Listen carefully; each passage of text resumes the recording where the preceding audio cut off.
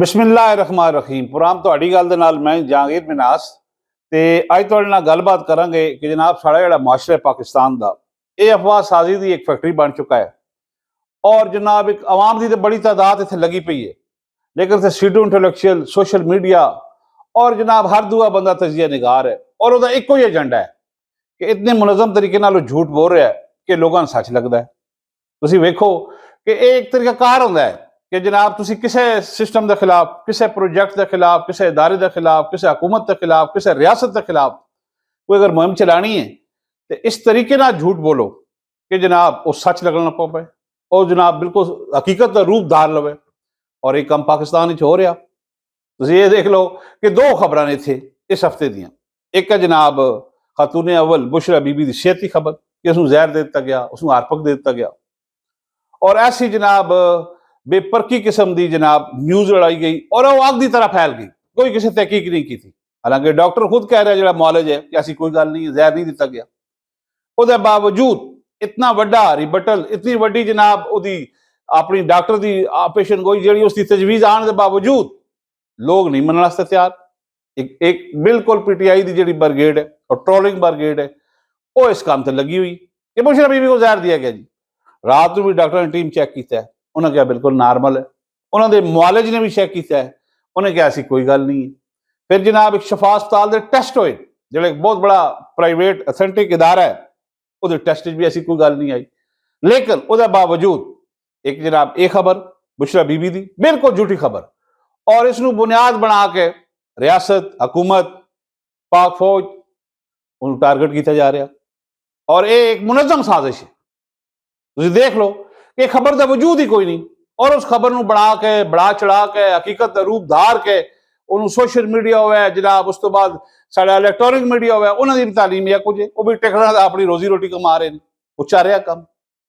इस तरह जनाब एक जैली खबर और उड़ाई गई और 3 दिन तो साढ़े तल्लुकात एक साढ़ा बिरादर इस्लामी मुल्क सऊदी अरब जिस साढ़े बहुत ही वैसे अकीदत के भी तल्लुकात ने, मुहब्बत के, भाईचारे दे और सिक्योरिटी के हर किस्म के तल्लुकात ने।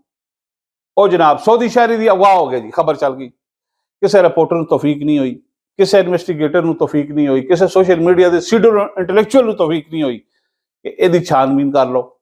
एक खबर ही कोई नहीं, सिरे तो ऐसा काम ही नहीं होया और खबर बन गई है और जंगल की आग की जंगल की तरह जनाब ना जड़ा वो फैल गई, जिस जंगल की आग फैल जाती।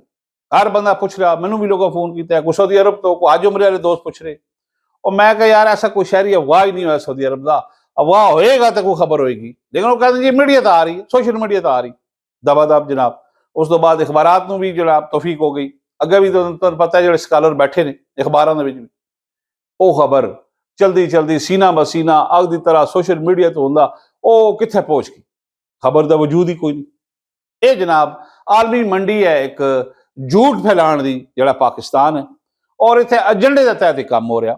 बदकिस्मती है कि लोग कोई भोले वो असी कहते सदाई नहीं हैं, जिन्होंने साई कहने अंग्रेजी नॉर्मल कह लो, ये इंटेंशनली काम हो रहा है जानबूझ के और इस स्टेट नू, इस रियासत नू, इस मुल्क नू, इस साढ़े मुल्क की फौज नू कमजोर करने की एक मुनज़्ज़म साजिश है और ऐसा झूठ तरीका ना फैलाया जा रहा और ऐसा जनाब सोशल मीडिया तो उसमें ट्रोलिंग हो रही है कि आम आदमी जड़ा है वो समझदा है कि सच है।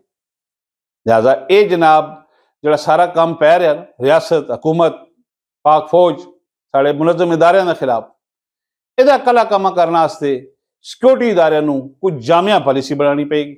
एवं नहीं है जनाब कि वर्कशॉपिंग कर लो, कैपेसिटी बिल्डिंग कर लो, मशवरा दे लो, आगे आ जाओ पीछे आ जाओ, एक कहानी नहीं है। सिविलियन इदारों तो वैसे अल्लाह हाफ़िज़ है ना, ये चाह पी के 1:30 बजे अपने 2 रकात नफल पढ़ के दौड़ जाते हैं घर। वो गड्डियां कोई सरकारी गड्डियां तो बह रहा, कोई स्कूटर बजा रहा, कोई वैसे दौड़ी जा रहा घर। ये काम नहीं है, ये एक मुनज़्ज़म पॉलिसी बनेगी और उससे इंप्लीमेंटेशन होएगी तां ही जनाब काम रुकेगा, क्योंकि ये काम ही झूठ है, सफेद झूठ है जनाब। मारी जा रहे और जहर देता है बुशरा बीबी जहर देता है ओ जनाब बनी गाला अपने बेहतरीन टोस्ट खा रही, डबल अंडी की जर्दी खा ली, कालिया मर्चा पा के, कोई टेंशन नहीं उन्होंने, एसी लगे, बेहतरीन माहौल, चिल माहौल। लेकिन बाहर हर बंदा ही लगा हुआ इस काम से, हर बंदा। वैसे मैं कहना कि तजिया निगारा की मंडी पाकिस्तान, इतने किसी बंदे को कोई एक्टिविटी है कोई नहीं, कोई तफरी नहीं, कोई स्पोर्ट्स नहीं, कोई किताब पढ़ने का कल्चर नहीं, कोई फिल्म नहीं, कोई ड्रामा नहीं, कोई टीवी नहीं, कोई एक्टिविटी नहीं ना इतने। इतने चाह पियो जाकर होटल से शुरू हो जाओ जी, पाक हो ये कर रही, पाक हो ये कर रही, इदारे ये कर रहे, ISI ये कर रही। और ਉਹ जनाब एक काम चालू है जैली काम। इस जैली काम ਨੂੰ ਰੋਕਣਾ ਬੜਾ ਜ਼ਰੂਰੀ ਹੈ ਸਾਡੇ ਮਾਸ਼ਰੇ ਵਾਸਤੇ। ਇਹ ਤੁਹਾਡੇ ਨਾਲ ਗੱਲਬਾਤ ਕਰਨੀ ਸੀ। ਸਾਡੇ ਚੈਨਲ M2M ਨੂੰ ਅਗਰ ਤੁਸੀਂ ਹੁਣ ਤੱਕ ਸਬਸਕ੍ਰਾਈਬ ਨਹੀਂ ਕੀਤਾ ਤਾਂ ਕਰ ਦਿਓ, ਇਹਦਾ ਬਟਨ ਵੀ ਦਬਾਓ ਤਾਂ ਕਿ ਤੁਹਾਨੂੰ ਨਵੀਂ ਵੀਡੀਓ ਵੀ ਮਿਲੇ, ਔਰ ਗੱਲਬਾਤ ਚੰਗੀ ਲੱਗੇ ਸ਼ੇਅਰ ਵੀ ਕਰ ਦਿਓ। ਮੈਨੂੰ ਦਿਓ ਇਜਾਜ਼ਤ, ਅੱਲਾਹ ਹਾਫਿਜ਼।